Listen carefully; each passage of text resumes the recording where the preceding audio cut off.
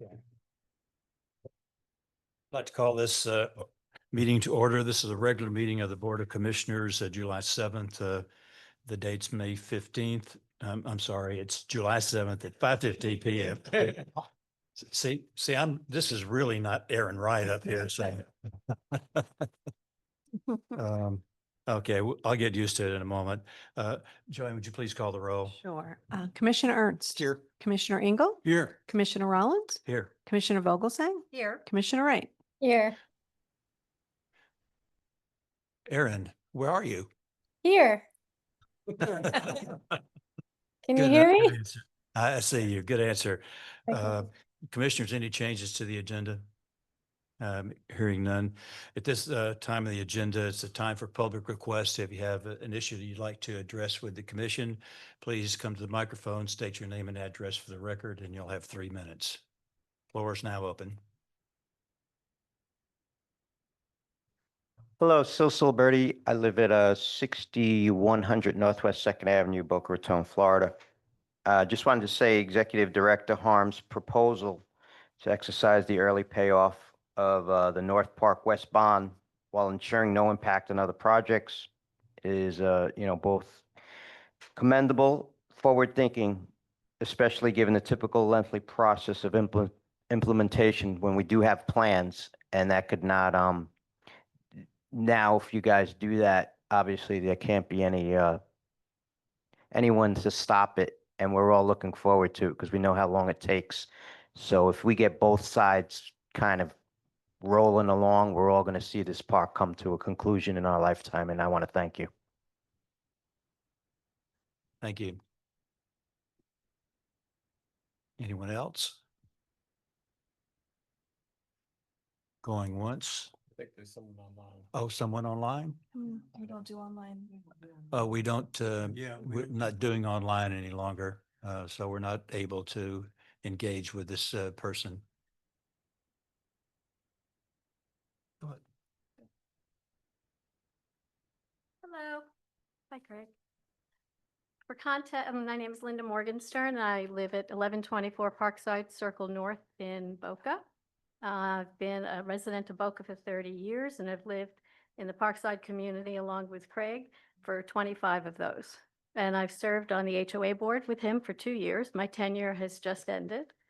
I spoke before this commission January 21st, and I alerted you all to the emergence of a new legal pitfall this commission, our city government could face, the nuisance noise from pickleball courts. I advised you to look into it regarding Boca Paddle and other parks and recreation centers, which are building more courts. This excellent commission and a related Parks and Recreation Board have done a commendable job of creating so many more pickleball courts in Boca. There are almost 100, I think, at this point.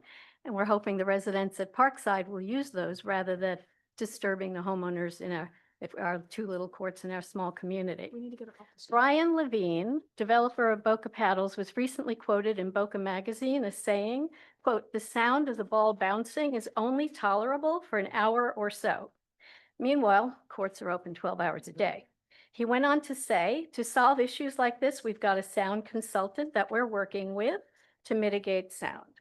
I'm relieved that developers and commissions are taking noise pollution seriously, whether it's pickleball, padel, or skate parks. So I'm back with Act 2 of this cautionary tale. The Parkside homeowners, bombarded by the noise for 3 years, have filed a lawsuit against the HOA. This is accompanied by community anger, bad press. A quick Google search or ChatGPT for Boca pickleball lawsuit brings Parkside right up. Not exactly good for home values, but I digress. Now that it's summer, all over the country, residents are waking up to pickleball noise pollution who didn't hear it all winter. Complaints are leading to lawsuits and new case law is emerging. I'm happy to provide you with some sound mitigation sites you can use to better understand the nationwide issues.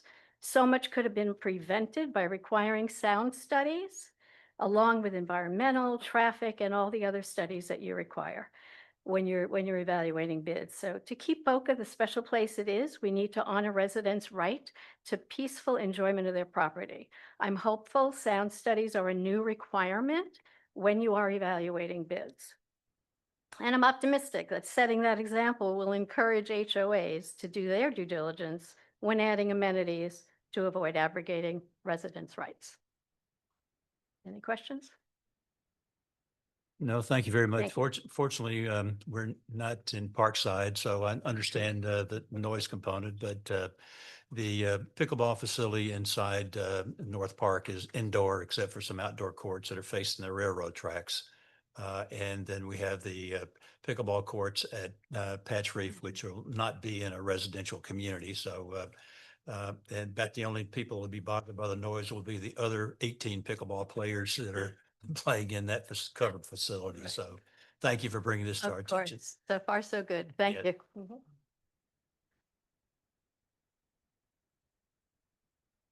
And is there anyone else?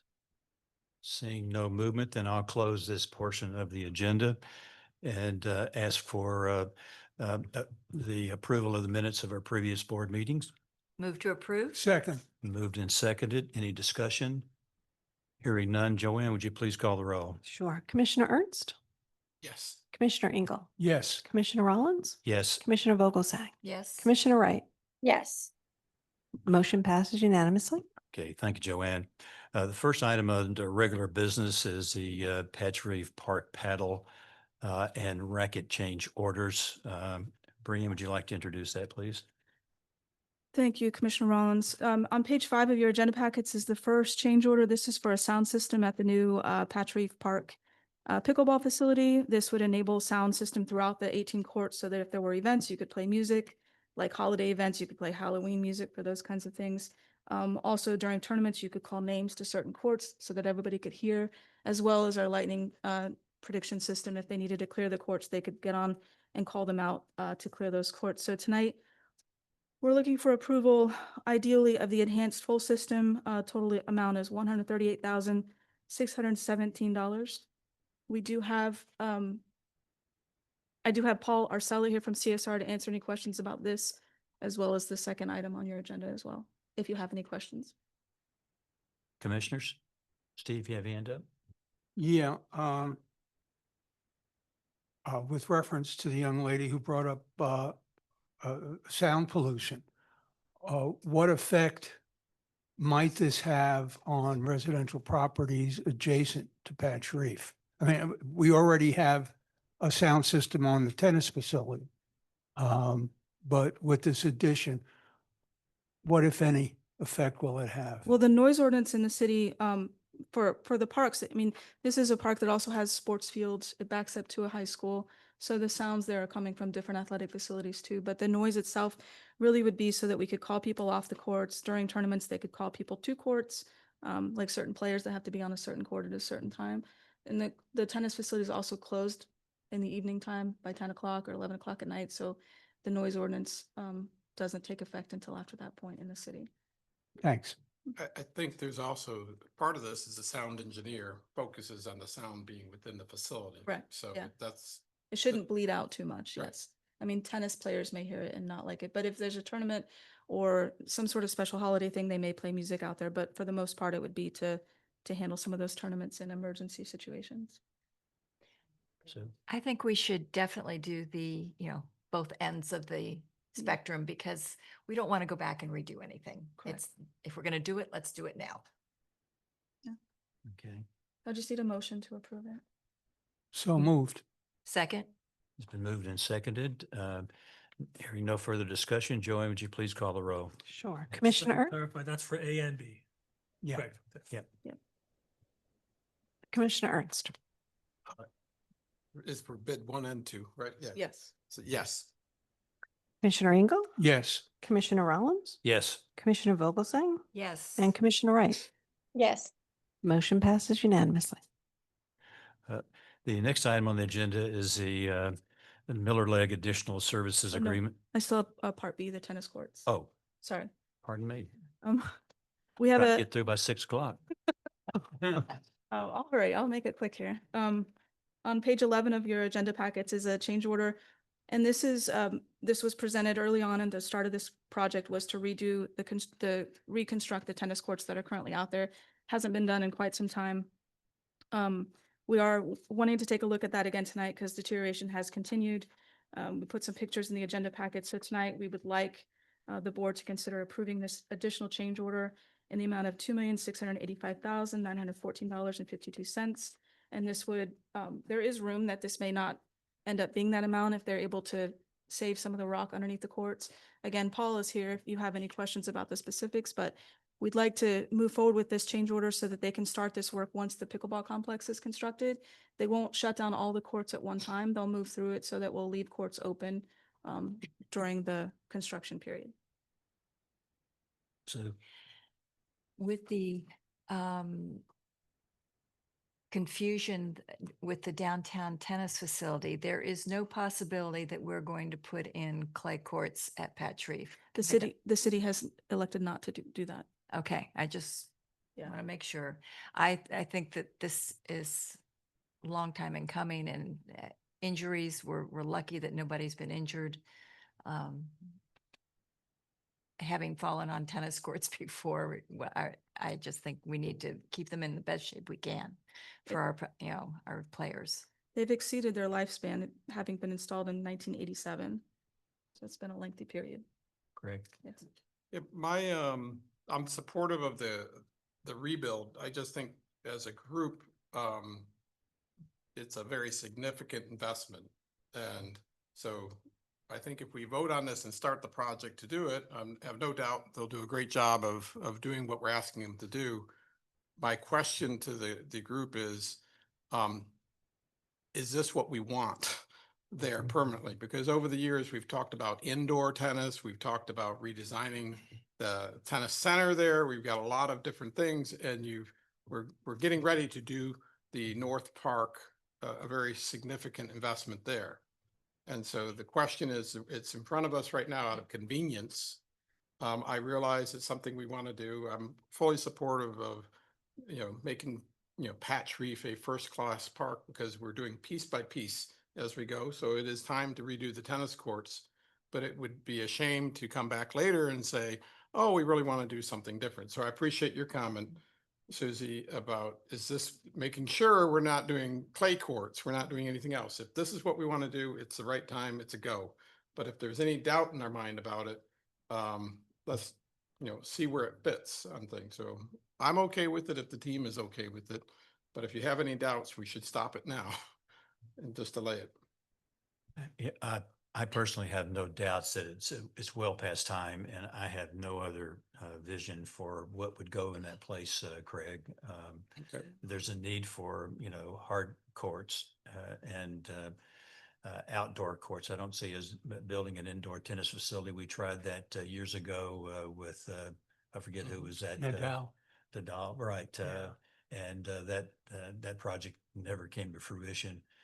I think that I've taken a look at the courts, and there are well past time to be done. And I think that they'll still be used as much as they have done in the past. And I'd question Brianne about whether or not we needed to have the outdoor pickleball courts there, because we have 18 going in under the covered facility. She said there is a demand, and I think because we have that relationship with the county where county residents can play at resident rates because of their contribution to the purchase of Patch Reef, that I think that, the vision that we have there is appropriate for this time. Yeah. Okay. So may I have a motion, or is there any further discussion? Aaron? I'll make the motion. Okay. Make the motion to have the change order RCO-12 for the renovation of the existing tennis, pickleball, and practice courts totaling $2,685,914.52. Second, I think you got it, Sue. I choose you for it. So, all right. So, Joanne, would you please call the roll? Sure. Commissioner Ernst? Yes. Commissioner Engel? Yes. Commissioner Rollins? Yes. Commissioner Vogelsang? Yeah. Commissioner Wright? Yes. Motion passes Passed unanimously. unanimously. And The next item on the agenda now is the Miller Lake Additional Services Agreement for the North Park West Tunnel. Commissioners, on page 18 of your agenda packets is a memo detailing this additional services. This is to look at the walls as you enter and exit the tunnel on the west side of the North Park property. Those walls have some deterioration that needs to get addressed. So this would address that design of that. I also asked them to include evaluating electrical and lighting in the tunnel interior, as well as the current drainage system, so that we could get that fixed while we're doing all this work. I do have Lumi Fuentes and Mike Kroll here from Miller Lake to answer any questions about this work, but this would do the design, and then we would add that to the construction project for the North Park East side. So we're looking for a motion to approve this additional service agreement. Yeah. I have a question for Mike and Lumi. Do you think we could get the community involved, since there's graffiti in there already, to get some kind of art project for the community to do something that is actually lovely and constructive? Timing wise, we should get this done until, that way it's lit, that way it's drained, and made sure that whatever art that we did put on the wall is sustainable. But 100%, I would agree that would be something that would be a key component that you could do. Maybe the graffiti artists will, stop doing it if they see that there's something there that is appropriate. Yeah, and it's actually interesting is in other communities, we've engaged some of those graffiti artists into the actual design of what goes on the wall, and they're protective of their own turf. So it's kind of interesting, it's kind of inverse of what you would expect, but it has been successful. So you can achieve it in many different ways. for Good sure. idea. Yeah, Okay, thank you, Mike. yes, absolutely. Sorry. I was gonna say, I don't know. It's fair here. I'd like to make a motion for the additional services for Miller Lake for number 06 for project 21-00121. Second. Before I call a question, just a question occurred to me is that I know there was a comment about the tunnel itself, Mike, not being, having any issues there. Did you take a look at that Yeah, as soon as- officially? As soon as we got the call from Brianne and Melissa, we had our structural engineer go out there right away, look at it. They didn't see anything significant or, from a structural perspective with the tunnel itself. It was primarily with the walls that are starting to degrade. Mhm. But as the first part of this project is for them to do a more thorough analysis of that tunnel, to go back out there and look at it and make sure that we are in good stead with that. Okay. We also have had that fenced off so that nobody can access the tunnel while we're working on this. But we did put fencing up, so it's not open anymore. Okay. Any other comments or questions? And I'll call the question. Joanne, would you please call the roll? Certainly. Commissioner Ernst? Yes. Commissioner Engel? Yes. Commissioner Rollins? Yes. Commissioner Vogelsang? Yes. Commissioner Ray? Yes. Motion passes unanimously. Thanks, Aaron. Item number 3 is a budget amendment, and would you please introduce that motion? Sure will. Commissioners, on page 35 of your agenda packets is a memo detailing what I think is something the board should consider tonight, which is a budget amendment that will allow us to pay off the current bond on the west side of North Park. There's 2 things that we would need to do tonight if the board wants to move forward with this. And I detailed the history a little bit in this memo. I think we all are familiar with the history. It's long. It started in 2018, so I don't want to go and detail all that, but it's a lengthy history. We've set aside money. This board started setting aside money several years ago.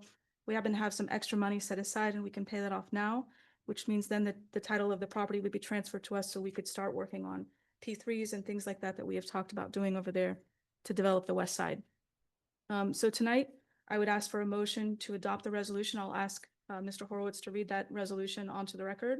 And then there will be a second motion if the board adopts this resolution. Just for the record, thank you, Brianne. The resolution number 2025 provides for the amendment to this year's fiscal year budget. It's a resolution of the, excuse me, a resolution of the Greater Boca Raton Beach and Park District of Palm Beach County, Florida, amending the budget for the year starting October 1st, 2024 and ending September 30th, 2025. Commissioners, Move to adopt resolution 2025-03. Second. then motion and second. Any further discussion? I would just at this point like to enter some questions that I had discussion with Brianne about the long-term viability of our projects by doing this, because it's what, a $10 million amendment. And Brianne has laid out how we're going to pay for the funds. And one of our, well, two of our projects are the west side of North Park, and then also phase two at DeHarnley, which we sorely need to get that project going. And there's also a field house that we've been in discussion. Brianne has convinced me that in the future, we'll have the funds to be able to do these projects. While I'm not nervous about spending the 10,320,000, it will save us, $1 million plus in interest annually. But I don't want to do anything that's going to impair our ability to continue to develop our parks. And the phase two at DeHarnley, if we're able to get that project done. Initially, I think we started at, the city had budgeted 24 million, if I remember correctly, when we built phase one. It came in where we actually got it to under that number, like 14 million. Cost overruns due to some underground utilities that had to be redone, pushed it up to about 16 million. Today, that same project is probably going to be the 24 million that the city had suggested. I want to be able to do that project. So I've spent some time talking to Brianne about it, and she's assured me that we would have the resources, because it takes time to do the permitting, the design, and the actual work. And we have a target of having this completed by 2030. Due to the possibility of another project that we have under contract may or may not be viable, because I'm not sure where the renewal of that contract is. In spite of efforts to reach someone at the university to talk about it, I haven't been successful in getting my arms around it. And you may remember we had a conversation with the athletic department about renovating the fields, and we made them an offer, if you recall. We could not do as much on the Glades field because the contract is written differently than the one on the varsity field, which indicated that we could split the cost of upgrades, whereas we could not on the Glades field because we're a tenant there. With all that said, I'm comfortable with this. I'm not as skeptical as I was before I talked to Brianne about these projects, but looking down the road, the projects are not going to get any less expensive. But the one good thing about paying off the bond is that we'll be able to exercise a little more flexibility in the development of the west side and get that project sooner. So I just wanted to lay out for you where I think we are and where we're going, and hopefully that the numbers will fall into place where we can manage both projects successfully financially. Damn. I've told both my kids I'm in a meeting 5:15 every day. So it never ceases to amaze me. So I just wanted to lay that out for you. I'm pretty conservative when it comes to these kind of projects, and I know how important it is that these projects that we have go forward to the community as the population continues to grow. More people are going to be recreating, and we certainly want to be in financial position to take advantage of that and provide that for them. So comments? I agree with you, Bob. I mean, my concern was really about the overall financial picture. Mhm. You Right. spent 3 million on, swim and racket center. Now you got 10 million here, Mhm. and we haven't even talked about the budget, of Right. what we're going to do for next year. But if we're okay tightening our belt a little bit for another year and getting these things in flight, it would be important because, you know, one thing I've learned on working in government board, the sense of urgency isn't always there, even though we have it.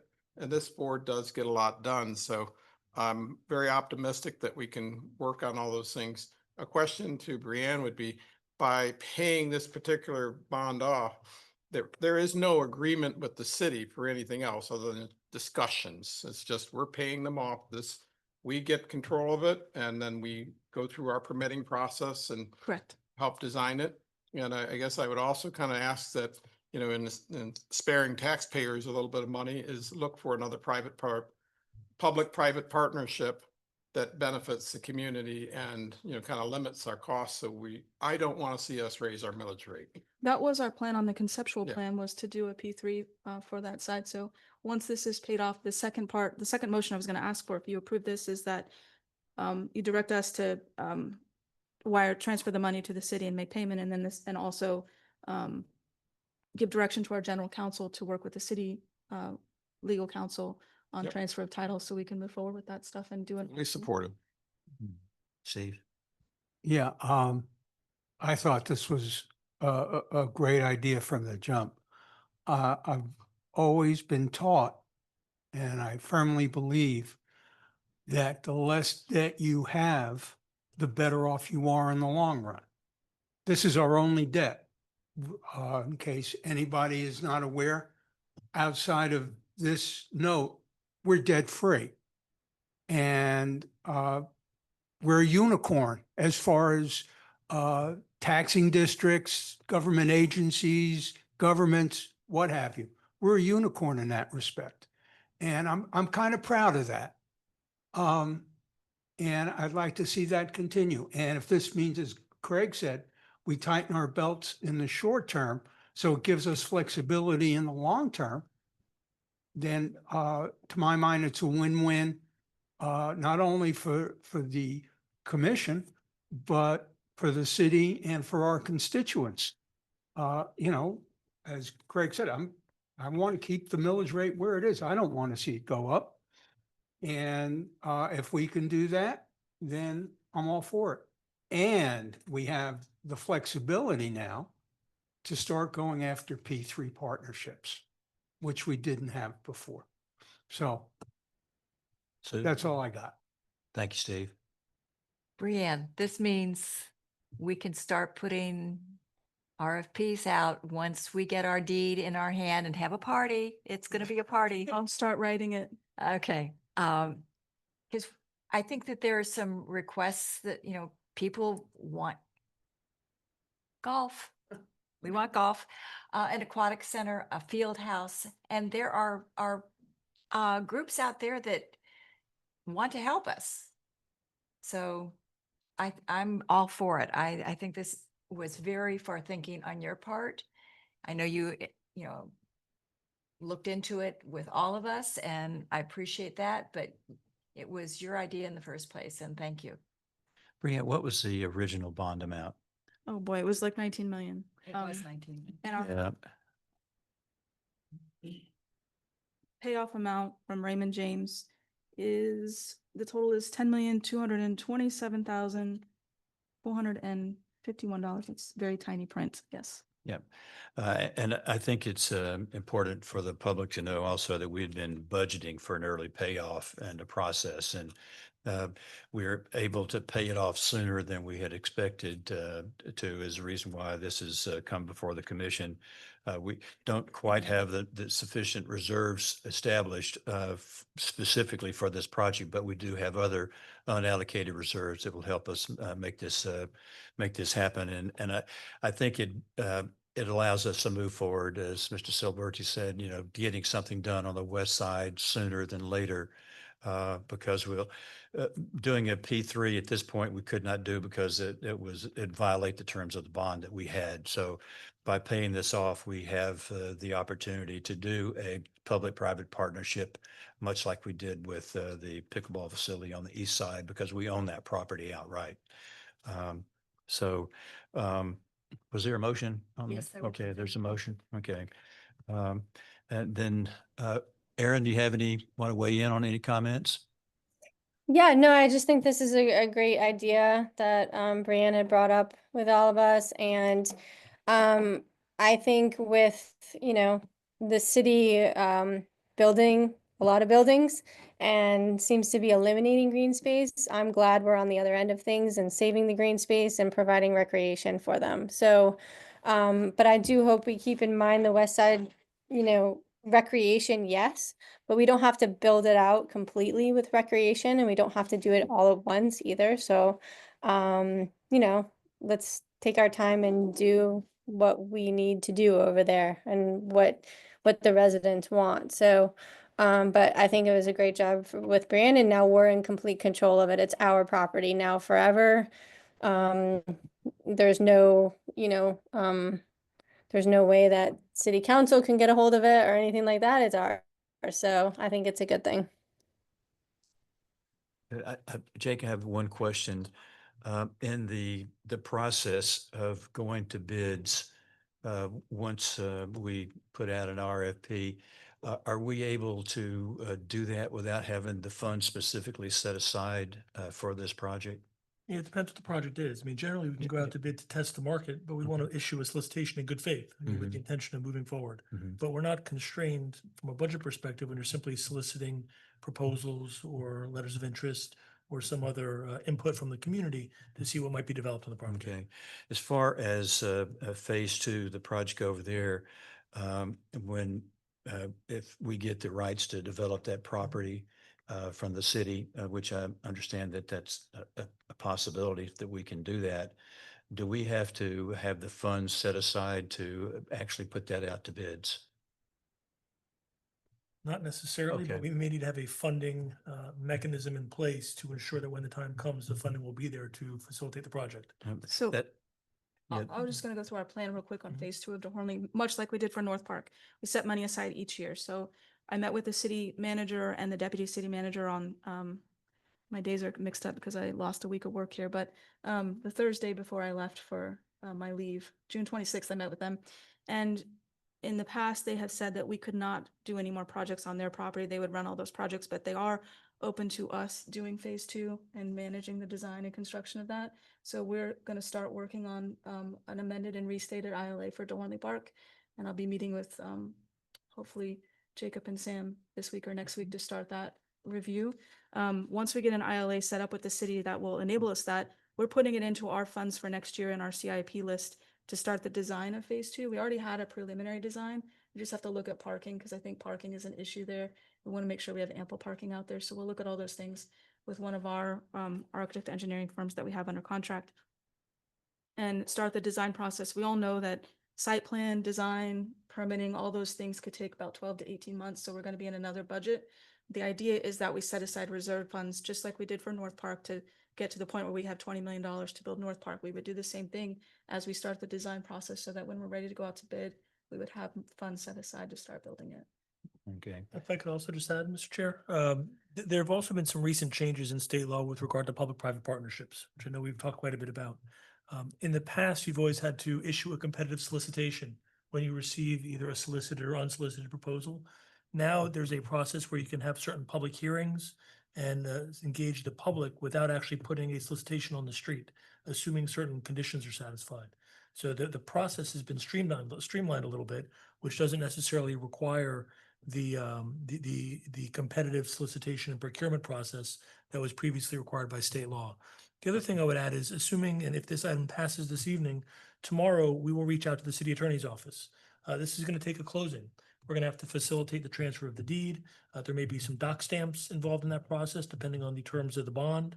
We'll work with Brianne to get a final number as it relates to any defeasance and settlement process. But under no circumstances will the district make a payment to the city unless there is a conveyance of a deed and conveyance of a title. It'll be concurrent as if with any transfer of property. Once the deed is transferred, we'll facilitate the wire transfer. It'll be a seamless process as with any real estate transaction.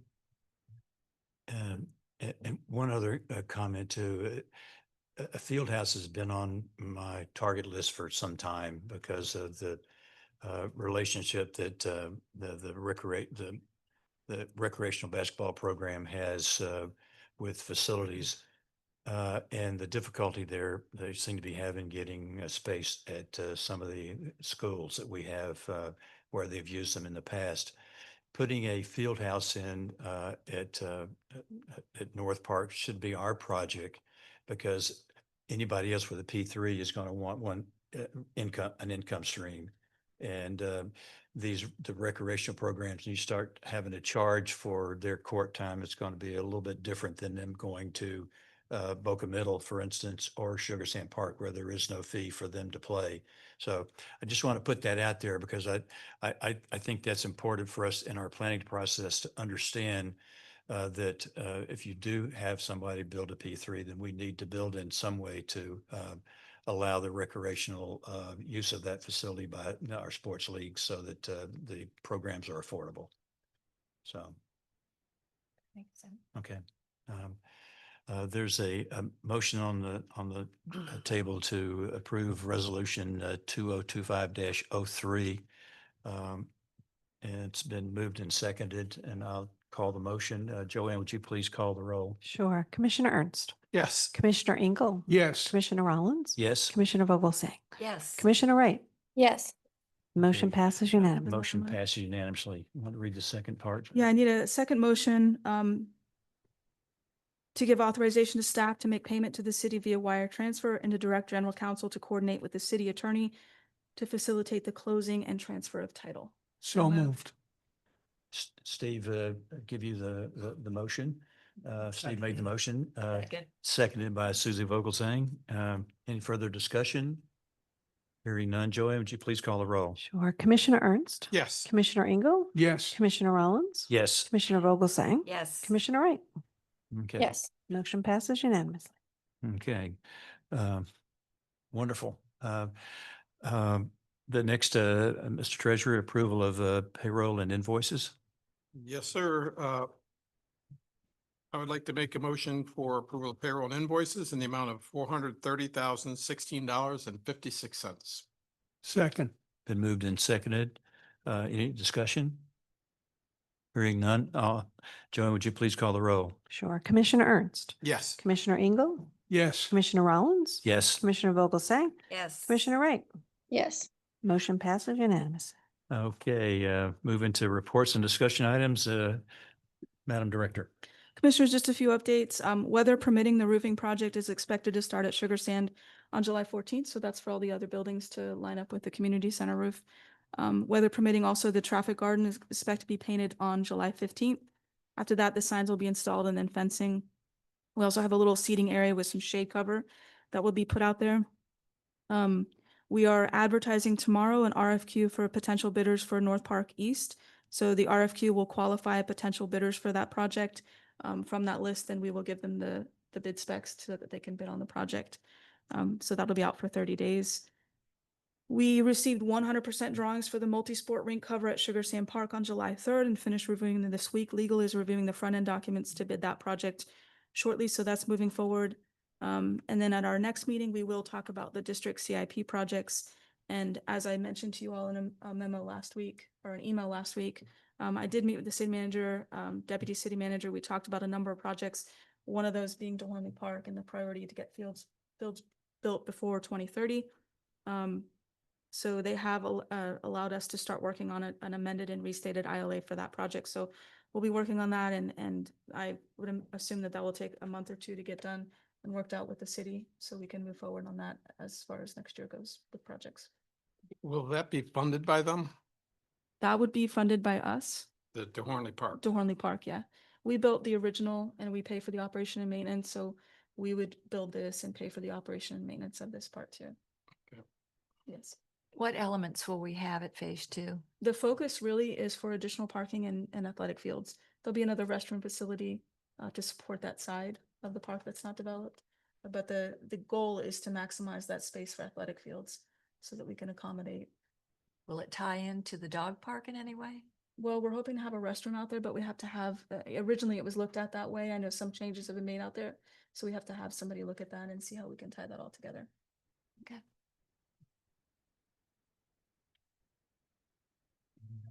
Oh, that's it. Thank you. Okay, all right. Jake?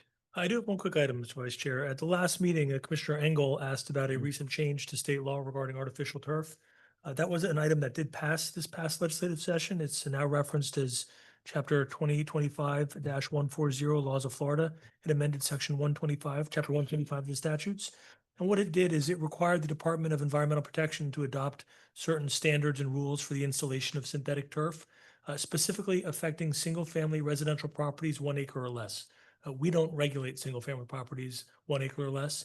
Does have some limitations on what local government can do, would affect the city clearly, and other municipalities, should not have any impact on the district. Thanks. Thank you. What is the number of that? No. It is referenced as, it was 2025-140 Laws of Florida. The amendment was to Section 125.572 of the Florida statutes. Thank you. That's all I have. Thank you. Okay, thanks, Jake. Steve? First and foremost, get well soon, Brianne. All right. I don't want to keep hearing, hey, Scooter. Also, I think what we did tonight was really a milestone in paying off the debt to the city. It frees our hand to do all the things, or at least entertain the thought of doing all the things that we want to do on the west side. And that includes golf, that includes an aquatic facility, that includes a field house. It's our wish list. If we don't get it done next year and we get it done 2 years later or 4 years later, I think that's okay too. The key is getting it done, achieving the savings by not having any debt service, and working as a partner with the city and not having to worry about what the city has in mind for that property. And that's all I got. See, Craig? I'm not sure about, when is Aaron coming back? Hey, that's on my wish list. I concur with Steve and the thoughts around it. I'm looking forward to it. I do think that where we have a very, very valuable asset in raw land in East Boca, and we need to treasure it and take care of it and how it can be best utilized for everyone. So I do think that programming is something that others are sometimes better at. And if we can leverage the best of both worlds, whether it's we own it or whether it's a public-private partnership, it will be a good thing. I think we'll work out all those things on that. The thing I would like to maybe Brianne can expand upon a little bit is I was somewhat disturbed by the announcement by Coastal Stewards. And, I look at that as Gumbo Limbo was founded by, really a district commissioner, and the volunteer efforts, the whole spirit of it being the #1 TripAdvisor location. There's a lot going on there that it would be just a tragedy to lose the volunteer network that it created over the years. And I'm very disappointed in the whole transition from changing their name from Gumbo Limbo to Coastal Stewards. And as I recall, and I may be wrong, but I thought they had $4 million of funding in the bank around COVID. And, when they did that, why do they have that? It's because we fund Gumbo Limbo 100%. We take care of all the operating costs out there. We do an awful lot. So the beneficiary was a third party who walked off with it. And unfortunately, I know the city tried to parse out something to bring it back, usable and work together. But we're at where we're at, and where do we go in the future? How do we create a good volunteer network that is based out of a love for what they're doing and creating and keeping it there? And, it's unfortunate, but I think the spirit of Gumbo Limbo and the spirit of Gordon Gilbert needs to be re-energized out there.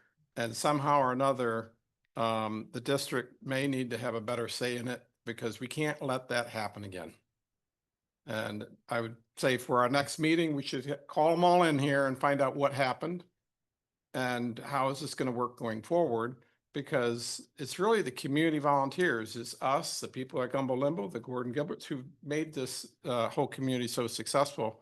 And we need to learn from what happened out there and how we can make it better going forward. So I'd kindly ask if we could, Brianne, if you could ask the right parties to come in and explain to us what they're going to do going forward. And since the city is busy on all these other things, maybe they shouldn't have ownership of Gumbo Limbo. That's just not the way things should happen. So, I will speak with the city and get an update on what's gonna happen with Sea Turtle Rehab. Okay. Sue. I believe our executive director is having a birthday this week, so I'd like to wish Brianne a very happy birthday. Thank you. Thank you. You do it to me. That's fair. And speedy recovery. Thank you. Is there, in light of what Craig is saying, is there a possibility to do a public records request to see where that $4 million went? They are not, I don't think they're subject to it the way the city, unless the city has the docs. So they can just, There's certain IRS regulations and financial disclosure requirements, but it's generally speaking, a nonprofit is not subject to Chapter 119 of the Public Records Law. whoa. Yes. Okay, well, I mean, I have questions because I know that there was a lot of money there and where Well, did it go? Craig and I met with the director of the Coastal Stewards several times very early on asking for financial information, and I don't think we ever got a full picture of what was happening, Okay. but they're not obligated to give us that. Well, isn't there a board of directors? Won't they have that information? They're not obligated to give it, but don't they have to like report it? Aaron, if they're a nonprofit, they have to file a 990 every year. So, and those are accessible to the public. So, you know, I know because the Soccer Association that I'm familiar with has to file 990 every year, and I know that it's a public document that you could log into and it lays it out pretty clearly where the money is and where the money's been spent. So, I'll see what we can find out. okay. And just so that the public knows that by paying off this bond on the west side, it's going to save eventually, a lot of money that we spend in maintenance as far as cutting and trimming and that is going to be a huge amount in our budget that is eventually going to go away. So just so you know that this is also a cost savings as well as the interest. So thank Good. you. Okay.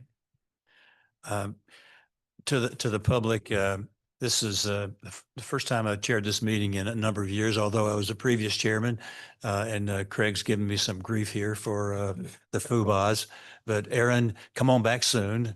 It's a very comfortable seat, but I'd be willing to give the seat back to you when you return.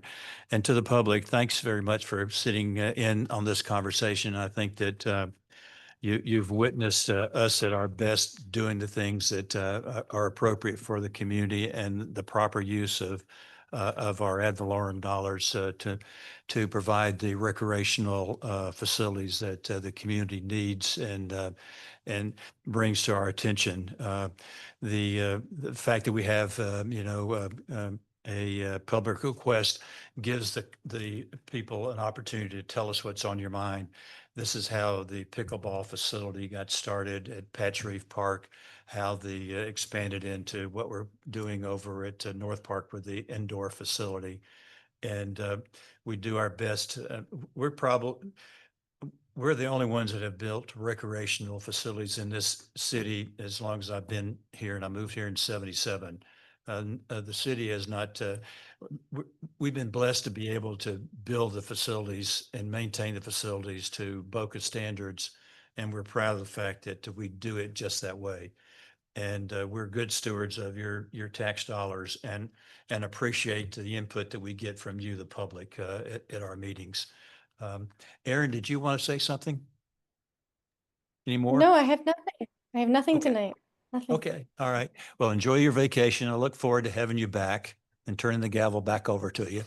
Um, And if there's no other business to come for the commission, I'll ask Joanne or somebody for a motion, Steve. Move to adjourn. Okay, been moved and seconded. Call the roll, please. Sure. Commissioner Ernst? Yes. Commissioner Engel? Yes. Commissioner Rollins? Yes. Commissioner Vogelsang? Yes. Commissioner Wright? Yeah. Yes. Motion passes. Just one last thing. I'm used to I ran the Insurance Commission Committee for Florida Insurance Agents. And so I'm not used to this roll call stuff, Fair enough. but so I apologize, but it's been a fun meeting, the interruptions included. So thank you for your patience. Yes.